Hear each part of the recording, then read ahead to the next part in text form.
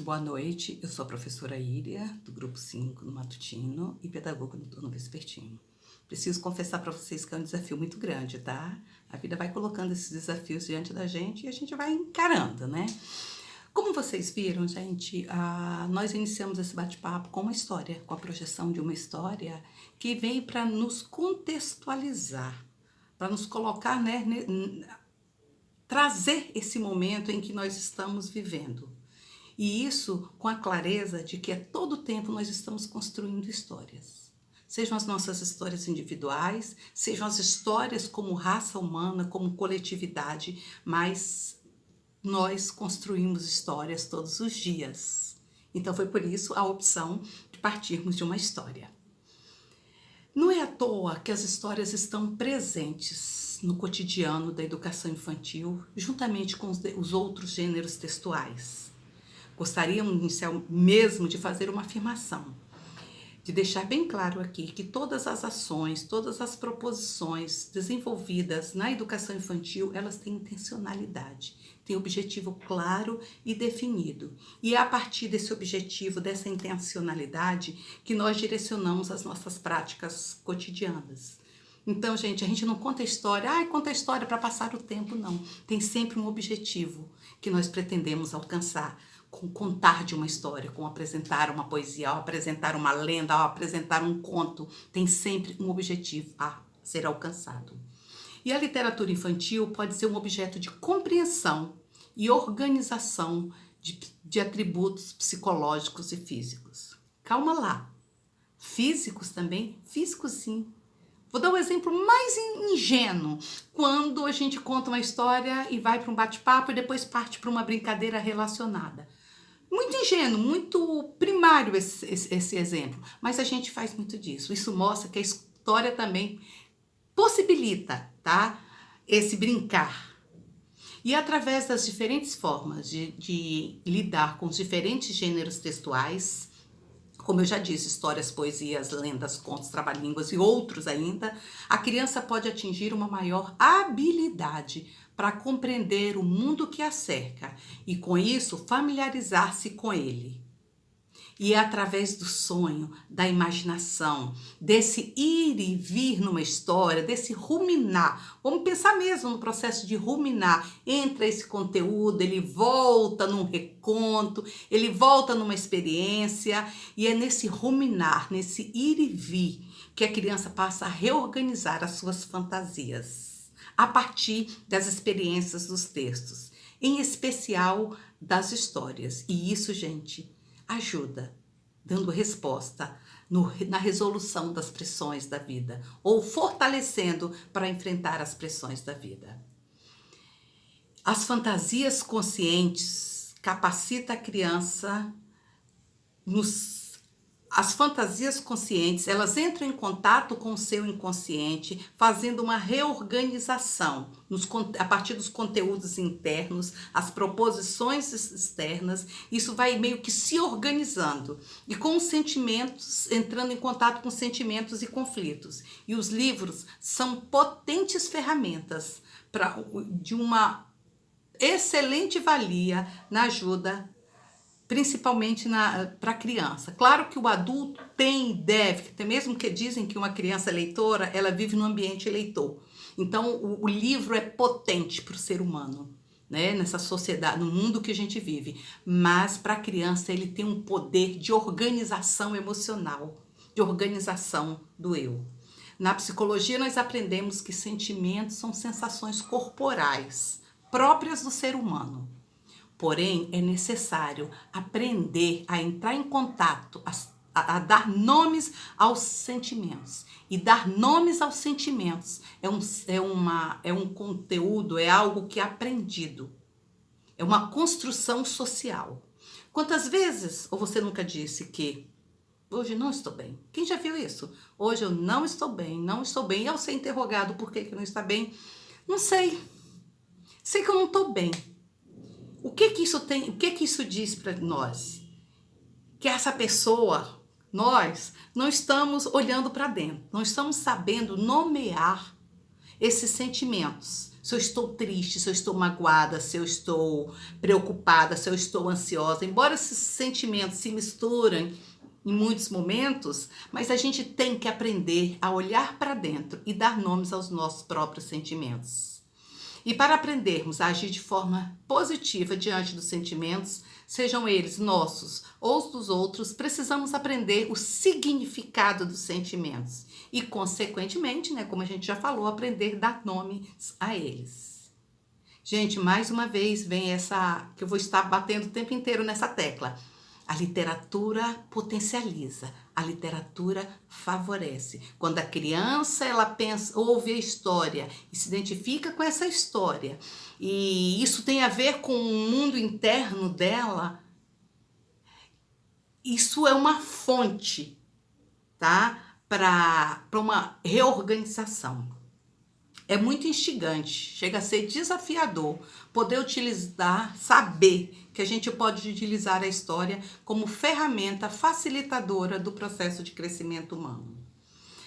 Existe um livro muito interessante, eu super recomendo, que é do Bruno Betlin, é a Psicanálise dos Contos de Fadas. Nesse livro, ele faz uma análise dos contos clássicos, dos contos tradicionais, trazendo isso para uma relação com a alma humana, com a emoção humana. E ele diz lá, a Psicanálise dos Contos de Fadas, que é o livro, né? Diz que para dominar os problemas psicológicos do crescimento é indispensável ser capaz de abandonar as dependências infantis, obter um sentimento de individualidade e de autovalorização e um sentido de obrigação moral. Ou seja, a criança necessita entender o que se passa dentro do seu eu. Segundo esse mesmo autor, a criança pode atingir essa compreensão de si com habilidade de lidar com as coisas, com o outro, com as suas emoções e sentimentos e consigo mesma, através do livro, através da literatura. As diferentes proposições dentro da literatura infantil tornam importante, necessária, e para que a criança consiga entrar em contato com as suas fantasias, tá? Para que ela entre em contato, que ela viaje como ao ouvir uma história, uma poesia, um conto, quando ela entra em contato sobre os elementos da história, da poesia, desses gêneros textuais e até mesmo das brincadeiras, ela começa a se fortalecer. Ela começa a dar respostas internas às pressões da vida. Ou seja, a literatura, as brincadeiras, as conversas colaboram para o fortalecimento das crianças, para a sua saúde emocional. Um dia, Cecília Meirelles disse, quando eu não sabia ler, brincava com os livros e imaginava, cheio de vozes. E isso só acontecia com Cecília Meirelles, por quê? Porque ela estava inserida, ela estava no contexto da literatura, ela tinha contato com os livros, né? Antes mesmo de dominar a leitura. Ou seja, antes dela codificar ou decodificar o código, símbolos linguísticos, ela já entrava em contato com a literatura e ela sonhava e ela imaginava que esses livros falavam, que isso tudo acontecia, né? Quem nunca viu um menino pegar uma caixinha para a gente exemplificar a potência da fantasia, né? Quem nunca viu um menino empurrar um carrinho, uma lata, uma caixa, fazer um som, o som da buzina e dizer que está brincando de carro? Quem nunca viu uma menina encostar uma boneca no seu corpo e dizer que está amamentando? Quem nunca viu uma vassoura voar? Quem na sua imaginação nunca ouviu o vento falar? Fala, vento! Uma boneca virar uma princesa de contos de fadas.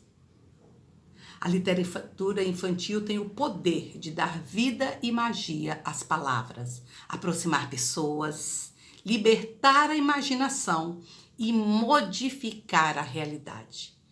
Gente, eu penso isso, principalmente nesses tempos difíceis que estamos vivendo.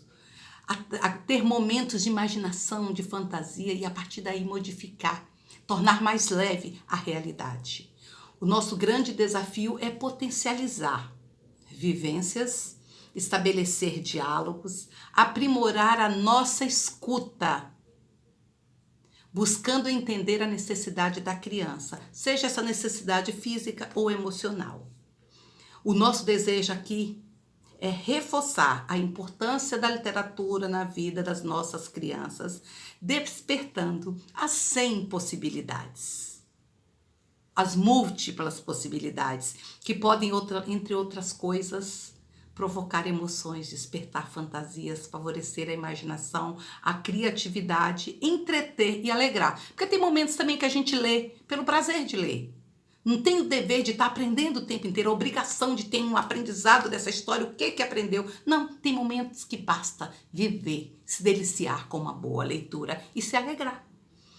Vamos trazer rapidamente alguns exemplos práticos do potencial da literatura infantil. Através dos livros é possível conversar com os pequenos sobre a importância de sorrir, mas também de chorar, levando-os a compreender que cada sentimento tem o seu papel.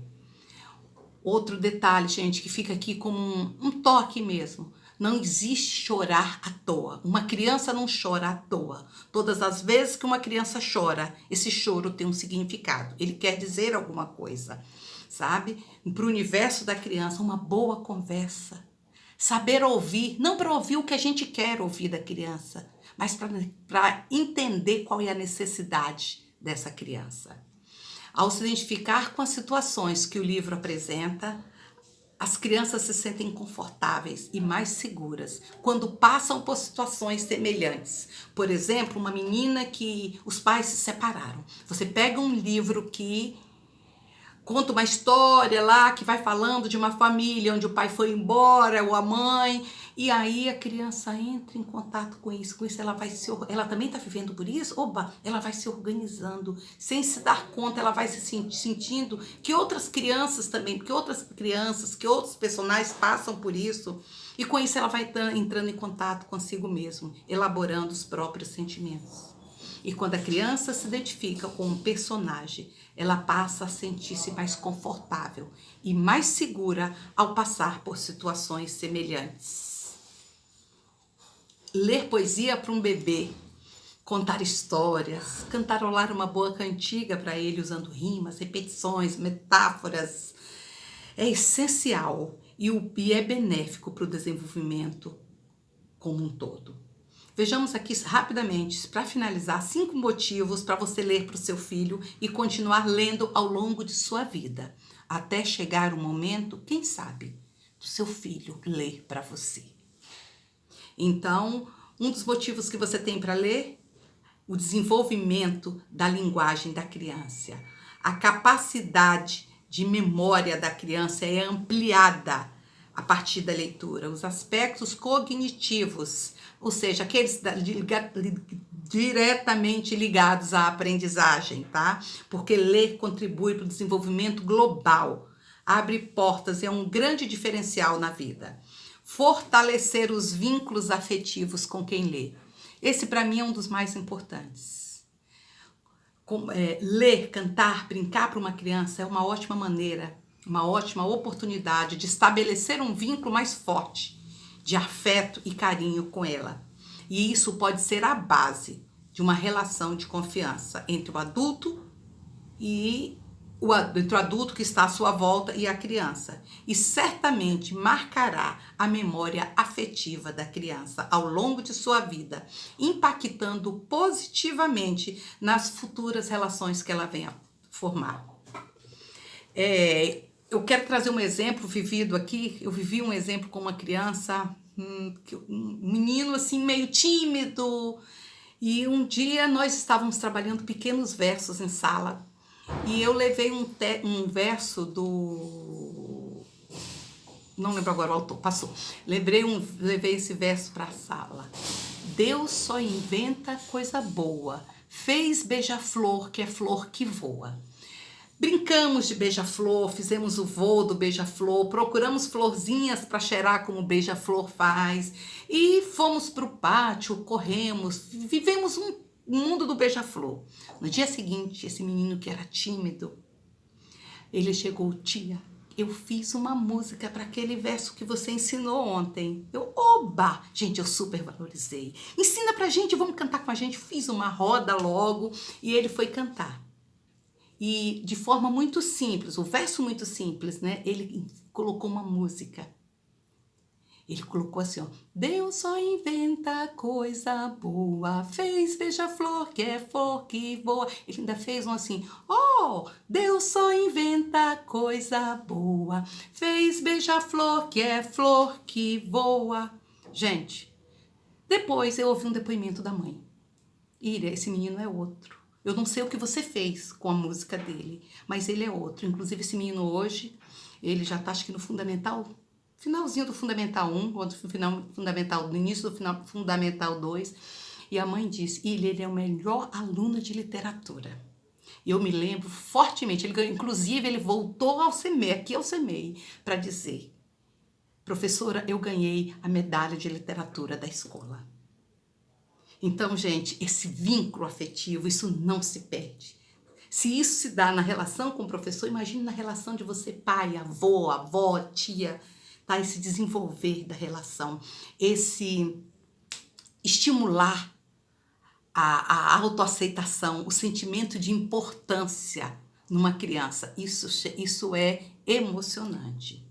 E também desenvolve o senso estético, o contato com o belo, se torna uma pessoa de olhar mais atento sobre a questão estética, a questão do belo. E finalizando aqui, agora finalizando mesmo, tá? Nós tentamos reforçar a importância da literatura infantil na vida de uma criança, mostrando que a prática da leitura promove um melhor desenvolvimento emocional, que favorecer o hábito da leitura fortalece vínculos com os adultos, tornando as crianças adultos mais potentes, mais seguros, mais felizes e conectados com a vida. Agora a gente vai continuar com a professora Luciane.